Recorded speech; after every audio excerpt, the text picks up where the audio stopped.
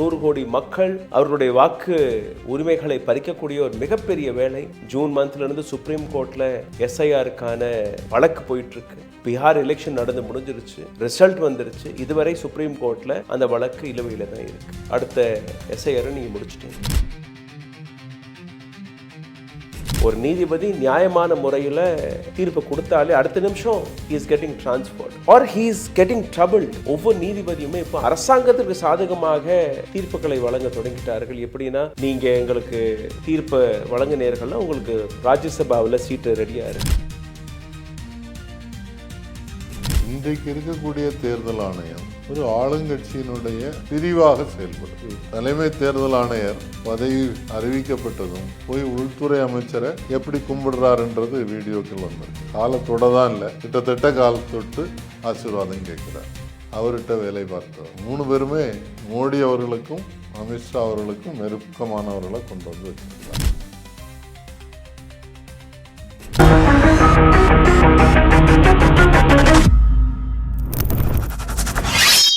உடல் வலிமையை உறுதி செய்யும் சிலாஜித், கவனத்தை மேம்படுத்தும் அஸ்வகந்தா மற்றும் உயிர் சக்தியை பெருக செய்யும் சஃபேடு முஸ்லி போன்ற இமயமலையின் உணவுப் பொருட்களை கொண்டு வந்து மிஸ்டர் பர்ஃபெக்ட் உருவாக்கப்பட்டுள்ளது. உங்கள் முழு குடும்பத்தின் ஆரோக்கியத்தை மா நேச்சுரல்ஸ் மூலம் உறுதி செய்திருங்கள். 100% இயற்கையான மூலிகை பொருட்கள் மூலம் உருவாக்கப்பட்ட மிஸ்டர் பர்ஃபெக்ட் மற்றும் மிஸ் பர்ஃபெக்ட் தலைமுறையாக குடும்பங்களின் உடல் வலிமை, மன வலிமை மற்றும் மகிழ்ச்சியை பெருக செய்கிறது. உங்கள் மகிழ்ச்சியான பயணத்தை துவங்க www.mannaturals.com என்ற இணையதளத்தை பார்வையிடவும் அல்லது வாட்ஸ்அப் எண்ணிலும் தொடர்பு கொள்ளலாம். வணக்கம். எஸ்ஐஆர் ஸ்பெஷல் இன்டென்சிவ் ரிவிஷன் 9 மாநிலங்கள், 3 யூனியன் டெரிட்டரி ஆக மொத்தம் 12 இடங்களில் இந்த நாட்டில் இருக்கக்கூடிய 51 கோடி மக்களுடைய வாக்குரிமையை, உறுதியை ரீசெக் செய்யக்கூடிய இந்த ப்ராசஸ். வெஸ்ட் பெங்கால், குஜராத், மகாராஷ்டிரா, கேரளா, தமிழ்நாடு, உத்தரப்பிரதேஷ், இந்த அனைத்து இடங்களிலிருந்துமே கிட்டத்தட்ட 10 கோடி வாக்காளர்களுடைய பெயரை நீக்கப் போவதாக ஒரு தகவல் கசிந்திருக்கிறது. கசியவில்லை, இது நிரூபிக்கப்பட்ட ஒரு நம்பர். 10 கோடி வாக்காளர்கள் எந்த அளவில் இந்த நாட்டுக்கக்கூடிய வாக்குரிமையை அளிக்கக்கூடிய வேலையை பார்த்து விட்டார்கள், அதை நீங்கள் புரிந்து கொள்ள வேண்டும். எந்த அளவில் தமிழ்நாட்டிற்கு மிகப்பெரிய அளவில் பாதிப்பு ஏற்பட்டிருக்கிறது நீங்கள் பார்த்தீர்கள்னா, எஸ்ஐஆருக்கு முன்பு 6,41,00,000 வாக்காளர்கள் இருந்தார்கள். எஸ்ஐஆருக்கு பின்பு 97 லட்சம் வாக்காளர்களை நீக்கியதற்கு பின்பு தமிழ்நாட்டில் மட்டுமே 15.2% வாக்காளர்கள் நீக்கப்பட்டிருக்கிறார்கள். குஜராத்தில் 73 லட்சம் வாக்காளர்கள், 14.5% வாக்காளர்கள். வெஸ்ட் பெங்காலில் 58 லட்சம், அங்கே இருக்கக்கூடிய வாக்காளர்களுடைய எண்ணிக்கையிலிருந்து ஒரு 7.6%. ராஜஸ்தான், பீகார், புதுச்சேரி, கோவா, லக்ஷத்வீப், இன்னும் உத்தரப்பிரதேசத்திற்கான ரிப்போர்ட் வெளியில் வரலை. அதெல்லாம் சேர்த்து பார்த்தீர்கள்னா திஸ் வில் கிராஸ் 10 crores. அப்போது எந்த விதமான தேர்தல் ஆணையத்துடைய பொறுப்புகள் இருந்திருக்கிறது? இந்த நாட்டிற்கக்கூடிய கடைசி நபர் வரை அவருக்கு கிடைக்கக்கூடிய வாக்குரிமையை பாதுகாப்பதற்கான அந்த வேலையை அவர்கள் விட்டு இன்னைக்கு வாக்குரிமையை எப்படியெல்லாம் அளிக்கலாம், எப்படியெல்லாம் பறிக்கலாம் என்கிற வேலையை தேர்தல் ஆணையம் பார்க்கும்போது ஏராளமான கேள்விகள் வெளிவரும். இந்த ஒட்டுமொத்த விஷயத்தை பற்றி மிகவும் ஆழமாக பேசுவதற்காக பிராங்கோ சார் அவர்கள் இணைந்திருக்கிறார். மிக ஆழமான பல கேள்விகள் இருக்குது, அதை கேட்டு தெரிஞ்சு கொள்ளலாம். சார் வணக்கம். வணக்கம் சார். ஒரு சிறிய பட்டியலை நான் வெளிவிட்டேன். கிட்டத்தட்ட ஒரு 10 crore voters are going to lose their voting right. தமிழ்நாட்டில் மட்டுமே நான் ஏற்கனவே கூறியபடி ஒரு 97 லட்சம். இந்த 97 லட்சம் வாக்காளர்கள் நீக்கப்பட்டு விட்டார்கள். எந்த விதமான சீரியஸ்னஸுமே கிரவுண்டில் தெரியவில்லை. அது மெயின் ஸ்ட்ரீம் மீடியாவாக இருக்கட்டும், அல்ல அரசியல் கட்சி அவர்களுடைய ரியாக்ஷன் எதுவுமே கிடையாது. வெறும் பார்லிமெண்ட்டில் கூட நீங்கள் பார்த்தீர்கள், ஒரு சில டிபேட்டை கூட அவர்கள் அவ்வளோ அழுத்தமாக பேச முன்வரவில்லையே. ஜஸ்ட் பிளாங்க் கார்டுகளை காட்டுறாங்க, அவ்வளோதான். மக்கள் மத்தியில் இந்த விஷயம் ரொம்ப பெரிய அளவில் போய் சேரவில்லை என்பது ஒரு அச்சமாக இருக்கிறது. எப்படி நீங்கள் பார்க்குறீங்க? 97 லட்சத்தோடு சேர்ந்து இப்போ ஏற்கனவே வரைவு வாக்காளர் பட்டியலில் வெளியிட்டிருக்கிறதுல ஒரு 10 லட்சம் பேருக்கு நோட்டீஸ் அனுப்பியிருக்கிறதாக இன்றைக்கு தகவல் வந்திருக்கு. அவங்கெல்லாம் போதுமான ஆவணங்கள் கொடுத்து நிரூபிக்கணும் அப்படின்றது. So 97 + 10 lakh. Yes. Okay. So 1,07,00,000 70,00,000 மாறிடும். 7 லட்சமாக. இதில் என்ன பிரச்சனைன்னு சொன்னால், ஒன்று வாக்காளர்களை பொறுத்தவரையில் பலருக்கும் அந்த சீரியஸ்னஸ் இல்லை. நான் பலர்கிட்ட கேட்கும்போது, உங்கள் லிஸ்ட்டில் பேர் வந்துடுச்சா அப்படின்னு கேட்டால், தெரில சார், வந்தால் வரட்டு, வரலன்னா போட்டு என்ன ஓட்டு போட்டு மட்டும் நாங்கள் என்ன சாதிச்சோம் அப்படின்னு நினைக்கக்கூடிய அரசியல் கட்சிகளை பொறுத்தவரையில் இந்த பிஎல்ஏஸை வச்சு இந்த வேலைக்கு ஈடுபடுத்தினாங்க. இன்னைக்கு அரசியல் கட்சிகள் எப்படி மாறி போச்சுன்னா, அந்த பிஎல்ஏயாக வேலை செய்யக்கூடிய தொண்டர்களும் கூட காசு இருந்தால் தான் வேலை செய்கிறாங்க. மூணாவது, நகர்ப்புறங்களில் வந்து வசிப்பவர்களை பற்றி உள்ள தகவல்கள் அவங்களுக்கு தெரியல. இந்த பிஎல்ஏவாக போடக்கூடியவங்களே அவங்கள சுற்றி உள்ள ஒரு 4-5 வீடு தெரியுமே தவிர அவங்களுக்கு அந்த பகுதி ஃபுல்லாக யார் இங்கே குடியிருக்கக்கூடியவர்கள், எப்போ டிரான்ஸ்ஃபரில் வந்தாங்க, எப்போ டிரான்ஸ்ஃபரில் போகிறாங்க, எங்கே வேலை பார்க்குறாங்க, குறிப்பாக நடுத்தர மக்கள், ஏழை மக்கள் இருக்கக்கூடிய பகுதிகளில் பெரும் கூட்டமாக இருக்கக்கூடிய வீடுகளில் யாரெல்லாம் இருக்காங்கன்ற யாருக்குமே தெரியறதில்ல. அதனால் அவங்களால சீரியஸாக அதை ஃபாலோ பண்ண முடியாது. என்னைய இந்த வாக்கு பதிவுக்காக ஒரு பிஎல்ஏ கூட எனக்கு ஓட்டு கன்னியாகுமரியில் என்னை காண்டாக்ட் பண்ணல. சென்னையில் என்னுடைய மனைவி 2 மகன்களுக்கு மருமகன்களுக்கு ஓட்டு இருக்கு, யாரும் காண்டாக்ட் பண்ணல. நானாக காண்டாக்ட் பண்ணி தான் ஃபார்ம் கேட்டு வாங்க வேண்டியது இருந்தது, ஃபார்ம் கொடுக்க வேண்டியது இருந்தது. இப்போது இன்றைக்கு நீங்கள் சொல்கிற முக்கியமான விஷயம் வந்து இதில் கூடுதல் கவனம் செலுத்த வேண்டிய அரசியல் கட்சிகளும் போதுமான கவனம் செலுத்தலை. இதில் என்ன ஆபத்து இருக்குதுன்றதை அவங்க புரிஞ்சுக்கிட்டாங்களா என்னன்னு தெரியல. கடைசியில் தேர்தல் நடந்து முடிவுகள் மாறும்போது தான் தெரியும். இன்றைக்கு நடந்து கொண்டு இருக்கக்கூடிய இந்த மாற்றம் என்பது, ஆள் குறைப்பு என்பது பல்வேறு விதங்களில் பாதிப்புகளை உருவாக்கும். செலக்டடாக மெயின் ஸ்ட்ரீம் மீடியா பெருசாக கவர் பண்ணலைன்றது உண்மை. இந்து பத்திரிகை ஒரு நல்ல கட்டுரையை வெளியிட்டாங்க. அவங்க தொகுதி வாரியாக அனலைஸ் பண்ணி அதில் சொல்லியிருக்காங்க. அதுபடி ஒரு தொகுதியில் 100க்கு மேலே ஆட்கள் செத்து போயிட்டாங்க. ஒரு வருஷத்துக்குள்ளே இவ்வளோ நாள் செத்தாங்களா? இதை எங்கே வெரிஃபை பண்ணீங்க? பர்த் அண்ட் டெத் ரெஜிஸ்டர் ஆன்லைனில் இருக்குது. இந்த வெரிஃபிகேஷனை தேர்தல் ஆணையம் செய்ததா? தெரியாது. ரெண்டாவது, இடம்பெயர்ந்து போனவங்கன்றதுல அவங்க பக்கத்து தெருவில் இருக்காங்கன்னா நீங்கள் ஃபார்ம் கொடுக்கலாமே, கொடுக்கல. சிம்பிளாக லிஸ்டில் பேர் இல்லைன்ட்டாங்க. ஒரு லெஃப்டினன்ட் கர்னல் சோஷியல் மீடியாவில் எழுதியிருக்கிறாரு, எனக்கு கடிதம் போட்டிருக்கிறார். அவர் வீட்டில் உள்ளவங்க ஃபார்மே கொடுக்கல, ஆனால் பேர் பட்டியலில் வந்திருக்கு. ஓகே. பக்கத்து வீட்டில் உள்ளவங்களுடைய பெயர்கள் தவறுதலாக வந்திருக்கு. வீட்டினுடைய முகவரி சரியாக இல்லை. இப்போ இப்படி யார் வெரிஃபை பண்ணுறது, எப்படி வெரிஃபை பண்ணுறதுன்றது இந்த இடத்துல இன்னொரு பெரிய கேள்விக்குறியாக மாறியிருக்கு. தேர்தல் ஆணையத்துடைய அந்த அந்த நோக்கம் வந்து தவறாக தெரியுது. எப்படின்னு நீங்கள் பார்த்தீங்கன்னா, இது எந்த விதிமுறையை வைத்து நீங்கள் இந்த ப்ராசஸை நடத்த கேட்கும்போது 2003 இருக்கக்கூடிய கைட்லைன்ஸை வச்சு நாங்கள் பண்ணுறோம்னாங்க. சரி, இந்த கைட்லைன்ஸை காட்டுங்கன்னா காட்டலை. இன்றைக்கி வரை நீங்கள் பார்த்துருக்கலாம், தேர்தல் ஆணையம் ஒஃபிஷியலாக அந்த 2003 கொடுக்கப்பட்ட அந்த கைட்லைன்ஸை கொடுக்கல. ஒன்று. ரெண்டாவது, நீங்கள் பார்த்தீர்கள்னா அஞ்சலி பாரத்வாஜ் ஷிப்போட்ட ஆர்டிஐயில் கேட்ட கேள்வி, ஒன்று, எனக்கு அந்த 2003 கைட்லைன்ஸ் வேணும். ரெண்டாவது, யாருடைய உத்தரவுப்படி இந்த எஸ்ஐஆரை நீங்கள் தொடங்கினீர்கள்? அதற்கு எலெக்ஷன் கமிஷன் ஆஃப் இந்தியாவுடைய secretary he writes a reply to her, Election Commission of India did not given any permission for this SIR. Then who had given this permission? இவ்வளோ கான்ஃப்ளிக்டாக இருக்கும்போது எப்படி ஒரு எஸ்ஐஆர் இந்த நாட்டில் இருக்கக்கூடிய 100 கோடி மக்கள் அவர்களுடைய வாக்கு உரிமைகளை பறிக்கக்கூடிய ஒரு மிகப்பெரிய வேலை. Supreme court is quiet. June மந்த்லேருந்து சுப்ரீம் கோர்ட்டில் எஸ்ஐஆருக்கான வழக்கு போயிட்டுருக்கு.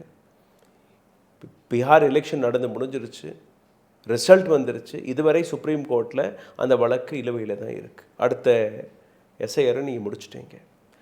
Why the political parties are not taking this question? You know, there is nobody who ordered you. Who is that person? With whose order you are conducting this SIR?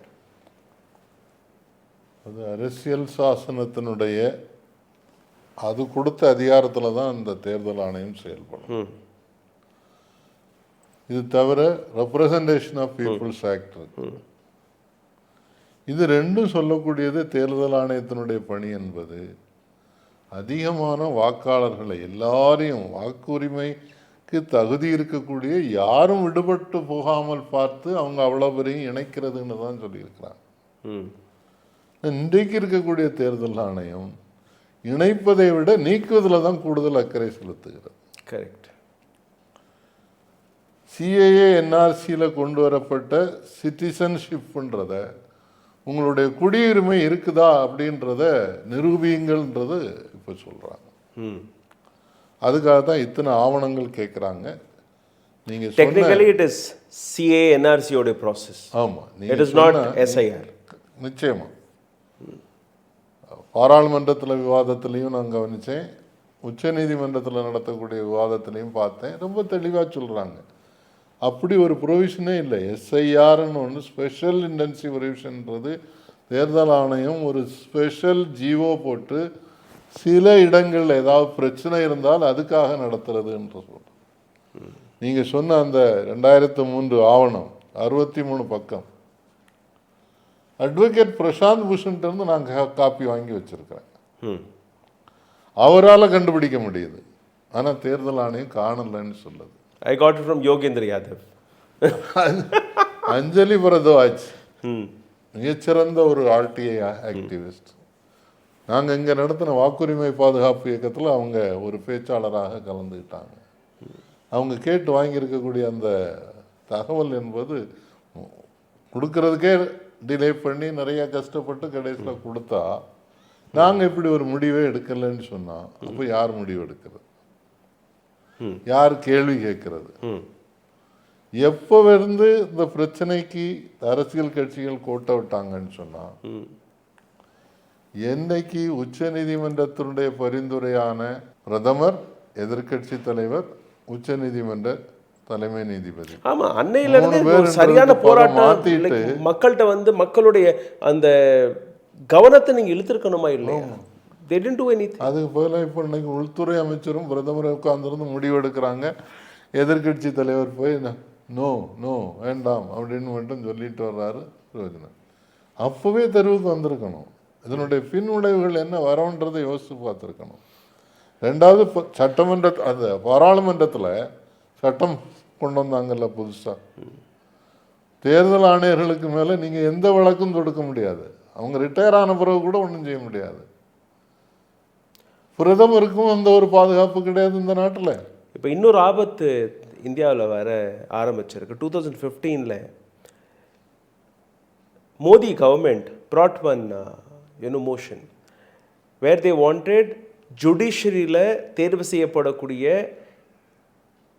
நீதிபதிகள் அவர்களை தேர்வு செய்யும் போது இவர்களோட இன்வால்மெண்ட் இருக்கணும்னு சொன்னாங்க. எப்படி இப்போ எலெக்ஷன் கமிஷனர் தேர்வு செய்கிறார்களோ அதே மாதிரி.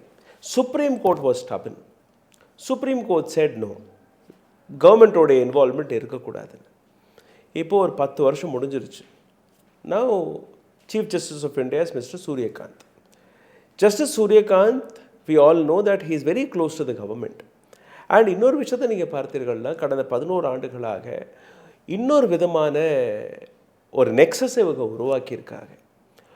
இப்போது justice Suryakant he had said that we need to rethink about collision.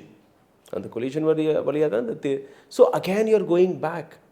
That means இப்போது ஏற்கனவே இன்டைரக்டாக சுப்ரீம் கோர்ட்லேருந்து ஹை கோர்ட்லேருந்து எல்லாமே உங்களுக்கு சாதகமாக தான் தீர்ப்பு வருது. அராவலி ரேஞ்சஸ் அதற்கான ஒரு மிகப்பெரிய உதாரணம். ஜஸ்டிஸ் கவை சீஃப் ஜஸ்டிஸாக இருக்கும்போது 20ஆம் தேதி அவர் தீர்ப்பு வழங்குறாரு, 23ஆம் தேதி ரிட்டையர் ஆகிறார். What is the urgency of you giving that verdict? முந்தா நேற்று நீங்கள் பார்த்தீர்கள்னா டெல்லி ஹைகோர்ட் குல்தீப் சிங் செங்கரை விடுவிப்பதற்காக அவருக்கு பெயில் ஆர்டர் கொடுக்குது. இன்றைக்கி அந்த விக்டிம் போராடி வந்தால் கூட எந்த விதமான கேள்வி கேட்பாடும் இல்லை. So judiciary is also being compromised இல்லையா? ஆமாம், இதில் அந்த 3 தேர்தல் ஆணையர்களை நியமிக்கிறதுன்னு சட்டம் கொண்டு வந்தபோது சஸ்பெண்ட் பண்ணிட்டு 140 பேரை சஸ்பெண்ட் பண்ணிட்டு நிறைவேற்றிட்டாங்க. அதோட தேர்தல் ஆணையத்தினுடைய வேலை முடிஞ்சு கவர்மெண்டுடைய வேலை முடிஞ்சுன்னு அரசியல் கட்சிகள் இருந்தது தப்பு. அன்றைக்கே பிரச்சனை பண்ணியிருந்தாங்கன்னா இவ்வளவு தவறுகள் நடந்துகிட்டு இருக்காது. இந்த தவறுகளுக்காக நீங்கள் உச்ச நீதிமன்றத்துக்கு போகும்போது நீங்கள் சொல்லும்போது இந்த பிரச்சனை இன்னைக்கு அப்பட்டமாக தெரிகிறது. தமிழ்நாட்டிலேயே ஒரு ஹைகோர்ட் ஜட்ஜாக ஒருத்தரை நியமிக்கும் போது பத்திரிகைகளில் வெளிவந்தது, பலரும் பொதுநல ஆர்வலர்களாக இருக்கக்கூடியவங்க கடிதம் எழுதினாங்க. அவங்க பேர் பரிந்துரை செய்த பிறகு அவங்க ஆர்எஸ்எஸ்னுடைய ஆக்டிவிஸ்ட் அவங்கள ஜட்ஜாக கொண்டு வரக்கூடாதுன்னு அதை மீறி அவங்க ஜட்ஜ் ஆகிட்டாங்க. பிஜேபியின் spoke person become Chandigarh justice. ஆமாம்,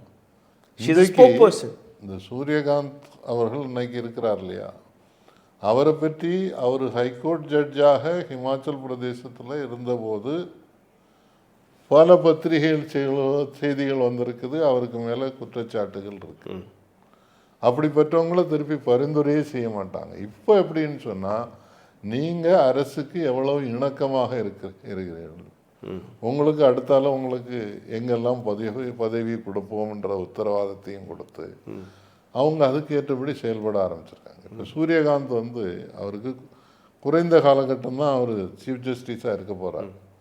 அவர் திடீர்னு எல்லாமே தலைகளாக மாற்ற போகிறேன், அதை இப்படி செய்ய போகிறேன், இது இப்படி செய்ய போகிறேன்னு சொல்கிறாருன்னா, இப்போ இத்தனை காலத்தில் இருந்த சீஃப் ஜஸ்டிஸ் எல்லாம் அடையர்களா? அவங்கெல்லாம் என்ன செய்துட்டு இருந்தாங்க? ஒரு ஜனநாயக நாட்டில் ரொம்ப கவலைப்பட வேண்டியது என்னன்னா, ஜனநாயகத்துக்கு காவலனாக இருக்க வேண்டிய நீதித்துறை, நீங்கள் வேற எங்கேயும் உங்களுக்கு நீதி கிடைக்கல நியாயம்னும் போது தானே அங்கே நோக்கி போகிறீங்க. நம்ம ஊரில் ஒரு சொலவடம் உண்டு அந்த காலத்தில், குடும்பம்னு கோயிலுக்கு போனானா அங்கே 2 நின்று தெங்குன்னு ஆடிக்கிட்டு இருந்தான்னு சொல்லி. இப்போ நீதிமன்றத்தில் அப்படித்தானே நடந்துகிட்டு இருக்கு. எத்தனை வழக்குகள் வருஷக்கணக்கா. முன்னாள் ஒரிசா சீஃப் ஜஸ்டிஸாக இருந்த முரளி அவர்கள் எடிட் பண்ண ஒரு புத்தகத்தை வெளியிட்டிருக்காங்க உச்ச நீதிமன்றத்தை பற்றி. 75 years ஆஃப் ஜஸ்டிஸ்ன்னு போட்டு பிராக்கெட்ல இன்னு போட்டிருக்காங்க, இன்ஜஸ்டிஸ். அதில் ரிட்டையர் ஆன ஜட்ஜஸ் உட்பட பலரும் பல அருமையான கட்டுரைகள் எழுதியிருக்காங்க. காலதாமதத்தால் என்ன பாதிப்புகள் உருவாகியிருக்கு, நீதிபதிகளை தேர்வு செய்தலில் என்ன பெரிய பெரிய குளறுபடிகள் இருக்கு. இன்றைக்கு இருக்கக்கூடிய அரசு ரொம்ப திட்டமிட்டு இப்போ சமீபத்தில் கொலீஜியம் ரெக்கமெண்டேஷனில் ஜட்ஜி நாகரத்னா அப்போஸ் பண்ணுறாங்க. ஒருத்தரை இதில் கொண்டு வரக்கூடாது, பெண்களுக்கு வாய்ப்பு கொடுக்கல, இவங்களை விட சீனியராக நிறைய பெண்கள் இருக்காங்க, அவங்களெல்லாம் மீறி இவங்களுக்கு கொடுக்குறீங்க, இவருக்கு மேலே குற்றச்சாட்டு வேற இருக்கிறதுன்ன போது அதையும் மீறி அவரை கொண்டு வர்றாங்க. அவர் ஒரு நாள் சீஃப் ஜஸ்டிஸாக வர போகிறார். அவங்க இன்னைக்கு கால்குலேட் பண்ணி வச்சுருக்குறாங்க, அடுத்தடுத்து யார் நமக்கு சீஃப் ஜஸ்டிஸாக வரணும்னு சொல்லி அதுக்கேற்றபடி அந்த அவங்களுடைய டேட் ஆஃப் பர்த்தை பயன்படுத்தி நியமிக்கிறாங்க. எனக்கு நண்பர்கள் உச்ச நீதிமன்றத்தில் சொன்னது என்னென்னா, 2035 வரைக்கும் யார் யார் எந்தெந்த கட்டத்தில் உச்ச நீதிமன்ற நீதிபதியாக இருப்பார்கள் என்பதை முடிவு செய்து இன்னைக்கு எல்லா ஏற்பாடும் முடிஞ்சு போச்சு. ம். ஆட்சியே மாறினாலும் உங்களுக்கு நீதிபதிகள் இவங்களுக்கு ஆதரவாளர்களாக இருப்பாங்க. அதுதான் இன்னைக்கு ஜனநாயகத்துக்கு வந்திருக்கக்கூடிய ஆபத்தாக பார்க்க வேண்டியது. Right sir. அதே எஸ்ஐஆருக்கு வந்துடலாம். 2003ஆம் ஆண்டிலிருந்து 2025ஆம் ஆண்டுக்கான இந்த 2 எஸ்ஐஆரை நான் கொஞ்சம் பார்த்தேன். இதில் நீங்கள் பார்த்தீர்கள்னா என்னிட்ட இருக்கக்கூடிய லிஸ்ட்டில் the first SIR proposal in 2002 April மாதம் 23ஆம் தேதி வெளிவந்தது. ஏப்ரல் மாதத்திலிருந்து கிட்டத்தட்ட 6-8 மாதங்கள் பிடித்தது, அதாவது ஜனவரி மாதங்கள் வரை இதற்கான ப்ரிப்பரேஷனுக்காக. பட் இங்கே நீங்கள் பார்த்தீர்கள்னா the first announcement was on 26th 6/2025 and அதை இம்ப்ளிமெண்ட் செய்தது 26/7/2025. 31 டேஸ்க்குள்ளே 8 மாதத்தில் நடக்கக்கூடிய ஒரு ப்ரிப்பரேஷன் எப்படி நீங்கள் 30 நாட்களில் பண்ணீங்க ஒன்று. அதுவும் ரொம்ப திடீர்னு பண்ணாங்க. There was no major announcement and all. இன்னொரு விஷயத்தை நீங்கள் பார்த்தீர்கள்னா கிட்டத்தட்ட ஒரு 2.5 வருஷம் வெவ்வேறு மாநிலங்களில் நடந்து முடிஞ்சு எல்லாமே நீங்கள் பார்த்தீங்கன்னா 2.5-3 வருஷம் பிடிச்சிருக்கு எஸ்ஐயை நடத்தி முடிக்க. இங்கே we have almost finished 60% of survey. Bihar, Tamil Nadu, Uttar Pradesh, Maharashtra, Azam, Gujarat, Kerala இதெல்லாம் பார்த்தீங்கன்னா ஆல்மோஸ்ட் 60% we finished. அந்த 40% is what remaining. அதுவும் இன்னும் 2-3 மாதத்தில் முடிச்சிருவாங்க. பட் இந்த 60% நம்பர்ஸில் நீங்கள் பார்த்துருக்கலாம் 10 கோடி மக்கள், which is a huge number. So how do we see our democracy being saved? இன்றைக்கு இருக்கக்கூடிய தேர்தல் ஆணையம் ஒரு ஆளுங்கட்சியினுடைய பிரிவாக செயல்படுது. தலைமை தேர்தல் ஆணையர் பதவி அறிவிக்கப்பட்டதும் போய் உள்துறை அமைச்சரை எப்படி கும்பிடுறாருன்றது வீடியோக்கள் வந்திருக்கு. காலத்தொட தான் இல்லை, கிட்டத்தட்ட கால் தொட்டு ஆசீர்வாதம் கேட்குறார். அவர்கிட்ட வேலை பார்த்தவர் 3 பேருமே மோடி அவர்களுக்கும் அமித்ஷா அவர்களுக்கும் நெருக்கமானவர்களை கொண்டு வந்து வச்சிருக்கிறாங்க. நீங்கள் 2002 இருக்கட்டும், 2023 இருக்கட்டும், 2003 இருக்கட்டும், அப்பெல்லாம் அந்த விதிமுறைகளே தெளிவாக சொல்லியிருக்குது. விஎல்ஓவுக்கு ஒருவர் இந்த நாட்டினுடைய குடிமகன் அல்ல என்று சொல்வதற்கான அதிகாரம் உங்களுக்கு கிடையாது. இன்னைக்கு தலைகளாக மாற்றிட்டீங்கல்ல.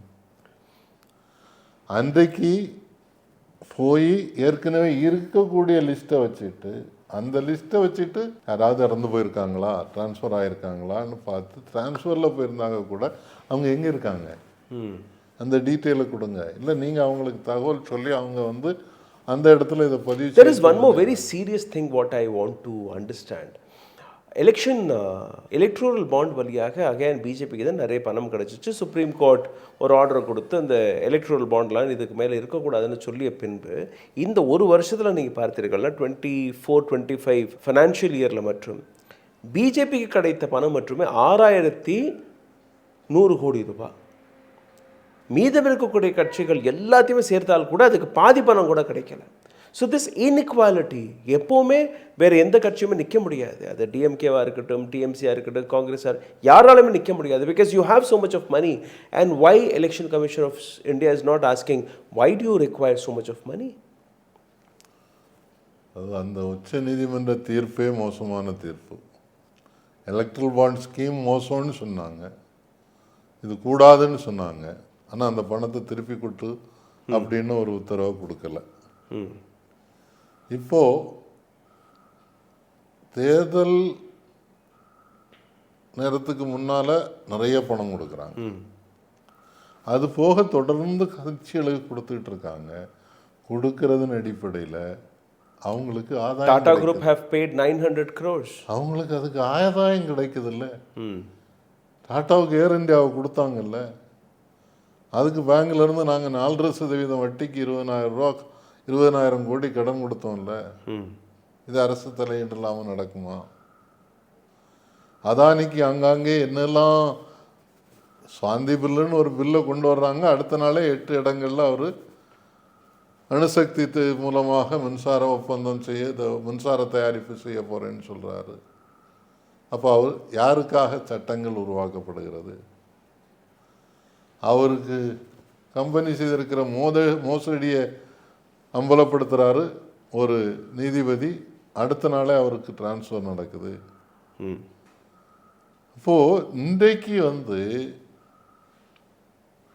கூடுதலான மக்களுக்கு வாக்கு அதிகாரத்தை கொடுக்க வேண்டும் என்பதற்கு பதிலாக பறிப்பது என்ற நோக்கம்தான் இருக்கு. பாராளுமன்றத்தில் உள்துறை அமைச்சர் என்ன சொன்னார்? கூஸ் பேட்டியாக்கோ கட்டாதீங்க, வெளியிலிருந்து ஏதோ நிறைய பேர் ஊடுருவி வந்துட்டதாகவும் அவங்களெல்லாம் நாங்கள் வெளியேற்றுவதற்காகத்தான் இதை செய்கிறேன்னு சொல்கிறார். என்னுடைய கேள்வி ஒரு சாதாரண குடிமகனா என்னுடைய கேள்வி என்னன்னா, அவ்வளோ பேர் ஊடுருவி இங்கே வந்திருந்தாங்கன்னு சொன்னால் உங்கள் இராணுவம் என்ன செய்தது? எங்கள் இராணுவம், இந்த நாட்டுக்காக தியாகம் செய்யக்கூடிய இராணுவம் இருக்குது, அவங்க என்ன செய்துட்டு இருந்தாங்க? பார்த்துட்டு இருந்தாங்க. எல்லை காவல்படை என்ன செய்தது? உள்ளூர் காவல்துறை என்ன செய்தது? அப்படி நிறைய பேர் இருந்தாங்கன்னு சொன்னால் உங்களை தெரியறதுக்கு தெரியாமல் எங்கள் கோயிலில் வாழ்ந்துகிட்டு இருக்காங்களா? எஸ்ஐஆர் அல்ல ஓட்சோரி விவகாரத்தில் டெல்லியில் ஒரு மிகப்பெரிய போராட்டம் நடந்தது காங்கிரஸ் சார்பாக. அதில் டிஎம்சி கலந்துக்கல, அதில் ஆம் ஆத்மி கட்சி வரல, சிவசேனா தனியாக மகாராஷ்டிராவில் இதே ஓட்சோரிக்கான போராட்டத்தை நடத்துகிறாங்க.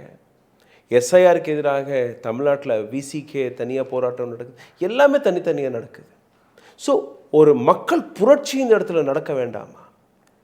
டெஃபினட்டாக நம்ம ஜென்சி போராட்டத்தை நான் எதிர்பார்க்கல, பட் ஒரு அமைதி போராட்டம், ஒரு அமைதியான முறையில் மக்களுடைய அந்த ஓட்டுரிமை பறிக்கப்படும் போது நிச்சயமாக மக்கள் இப்போது கேள்வி கேட்கக்கூடிய இடத்துல இருக்கணுமா இருக்கக்கூடாது? And none of the political parties are doing this. இது ஒரு காந்தி பிறந்த மண், காந்தியின் தேசம்னு சொல்கிறோம். இன்னைக்கு காந்தி பேரில் இருந்த வேலைவாய்ப்பு உத்தரவாத சட்டத்தையே எடுத்துட்டாங்க. அரசியல் கட்சிகளுக்கு இன்னைக்கு அவங்களுக்கு இருக்கக்கூடிய கடமைகளிலிருந்து விலகி நிற்கிறாங்கன்னு தான் நான் பார்க்குறேன். காங்கிரஸ் நடத்திய அந்த போராட்டத்தை அது இந்தியா கூட்டணியினுடைய போராட்டமாக எல்லாரையும் சேர்த்து வச்சு நடத்தியிருக்கோம். அந்த கூட்டணி இல்லைன்னா வேற ஏதோ ஒரு பேரை சொல்லுங்க.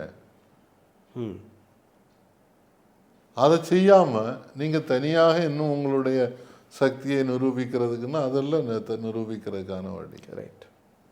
நீங்க சொன்ன மாதிரி இன்னைக்கு நாடு முழுவதும் அமைதியாக போராடுவதற்கான ஏராளமான பிரச்சனைகள் இருக்கு. அதில் எஸ்ஐஆர் ஒரு முக்கியமான பிரச்சனை. உங்களுடைய குடியுரிமை பறிக்கப்படுகிறது. நாளை அடுத்தால சென்சஸ் வரப்போகிறது. சென்சஸ்ல இதை பேஸ் பண்ணி பண்ண போறாங்கன்னு சொல்றாங்க. அப்போ சென்சஸ்ல இருந்து உங்க பேர் விட்டு போச்சு. அதுக்கு பிறகு ரேஷன் கார்டு கிடையாது. இப்போ ஆல்ரெடி இட் ஸ்டார்டட். ஆமாம், அது ஒரு பெரிய ஆபத்து இருக்குதுன்றதை புரிஞ்சுக்கிட்டு எதிர்கட்சிகளாக இருக்கிறவங்க இந்த காலகட்டத்தில் தங்களுக்குள்ள இருக்கக்கூடிய விருப்பு வெறுப்புகளை விட்டு மக்கள் நலனை கருதி ஒன்று சேர்ந்து நிற்கணும் அப்படின்ற போராட்டம் நடத்தினா தான் இந்த நாட்டுக்கு விமோசம். ரைட். ரொம்பவே ஆழமான கருத்துக்கள் ஐயா. மக்கள் இந்த விஷயத்தை புரிஞ்சுக்கணும். இட்ஸ் நாட் லைக் ஒரு கிராமத்தில் வெறும் 20 பேரோட பேர் தான் போயிருக்கு சார், எங்கள் தெருவில் ஒரு 4 பேரோட பேர் போயிருக்கு. பட் அந்த 4 + 20 + 20 + 20 it becomes 97 lakh in Tamil Nadu alone. Almost 10 crore and plus in all across India. எவ்வளோ பெரிய விஷயம்னு நீங்கள் பாருங்கள். அரசியல் கட்சிகள் எல்லாருமே ஒன்றிணைந்து மக்களிடம் இந்த விஷயங்களை கொண்டு போய் சேர்த்து ஒரு மிகப்பெரிய கிளர்ச்சியாக அது வெடிக்கணும் என்று நான் நம்புகிறேன். இதில் எந்த விதமான ஹிம்சையும் மக்கள் கையில் எடுக்கக்கூடாது. எந்த விதமான போராட்டத்தை காந்தி அவர்கள் நடத்தினார்களோ, அமைதியான முறையில் நடத்தினார்களோ, அதே முறையில் தான் இந்தியா செல்ல வேண்டும். அந்த காந்தி காட்டிய பாதையில் தான் நம்மளுடைய போராட்டங்களும் இருக்க வேண்டும் என்கிற ஒரு கோரிக்கை நான் இங்கே எடுத்து வைக்கிறேன். நிச்சயமாக அந்த போராட்டத்திற்கு மட்டும்தான் இந்த நாட்டு அரசாங்கம் பயப்படுகிறது ஒழிய இப்போது ராஜஸ்தானில் நடந்த அராவலி ரேஞ்சஸ், அதற்கான போராட்ட மக்கள் அந்த விஷயத்தை கையில் எடுத்ததுனால தான் இன்றைக்கி அரசாங்கம் பேக்ஃபுட்டில் போயிருக்கு. எங்கேயுமே எந்த விதமான மைனிங்கும் நடக்கக்கூடாது என்கிற உத்தரவாதத்தை இன்றைக்கி கொடுத்திருக்கிறார்கள். விவசாய போராட்டம் நடந்தது, காலிஸ்தானி என்கிற பட்டத்தை சுமத்தினார்கள், எல்லாமே நடந்தது. But end of the day Narendra Modi had come out and said sorry, I take back my orders. அரசியல் கட்சிகள் இதை செய்யவில்லை, மக்கள் தான் செய்தார்கள். இன்றைக்கும் அந்த நிலையில் நாம் தள்ளப்பட்டு விட்டோம். இந்த வீடியோவை பகிருங்கள். உங்களுடைய கருத்துக்கள் மிக முக்கியமானது. அதை கீழே கமெண்ட் பாக்ஸில் எழுதுங்கள். ஏன்னா இதெல்லாம் நீங்கள் செய்தால்தான் இது போன்ற வீடியோக்கள் ஏராளமான நபர்களும் போய் சேரும். சார், உங்களுடைய நேரத்தை ஒதுக்கி இவ்வளோ ஆழமாக இந்த விஷயத்தை பற்றி பேசியதற்காக மிக்க மிக்க நன்றி சார். தேங்க்யூ. நன்றி, வணக்கம். தேங்க்யூ. ஊடகம் கார்ப்பரேட் அரசியல்வாதிகளின் கைப்பாவையாக அடிமைகளாக இருந்தது போதும். இனி சாட்டை எடுத்து சுழற்றும் நேரம் வந்துவிட்டது. ஊடகம் பொதுமக்களாகிய உங்களுக்காக உங்களாலேயே இயக்கப்பட வேண்டும். ஊடக சுதந்திரத்திற்காக உங்களின் பங்களிப்பை இன்றே அளித்திடுங்கள்.